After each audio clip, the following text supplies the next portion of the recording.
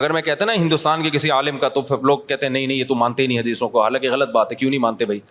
لیکن سعودیہ کے، تبھی آپ نے ائمہ حرمین کو بھی دیکھا ہوگا سینے پہ ہاتھ نہیں باندھتے، وہ بھی نیچے ہاتھ باندھتے. تو چاروں اماموں میں کسی کے ناف کے اوپر ہے، کسی کے ناف کے تھوڑا سا اوپر، کسی کا ناف کے بالکل اوپر.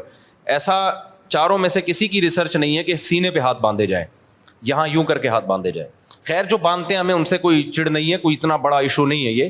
میں تو صرف یہ بتا رہا ہوں کہ یہ جو الزام لگایا جاتا ہے یہ لوگ حدیثوں کو نہیں مانتے، یہ الزام غلط ہے. کیونکہ حدیثوں میں ہوتا نا، تو یہ چار اتنے بڑے بڑے مجتہدین جن کو پوری امت نے، جو تابعین تبع تابعین کے دور کے لوگ تھے، ان کو تو حدیثیں زیادہ پہنچی تھیں اور حدیث کی سند کی تحقیق یہ زیادہ اچھے طریقے سے کر سکتے تھے، یہ قائل ہوتے اس کے. تو ابن خزیمہ کی جو روایت ہے سینے پہ ہاتھ باندھنے والی، وہ صحیح روایت نہیں ہے. مصیبت آج کل یہ ہے کہ آپ کا جو مذہب ہوتا ہے، آپ وہ حدیث کو لازمی صحیح کہنا ہے مارکیٹ میں جو چل رہا ہے، اور جو مخالف کی دلیل ہے وہ لازمی کیا ہے، پہلی نظر میں ہی ضعیف ہے.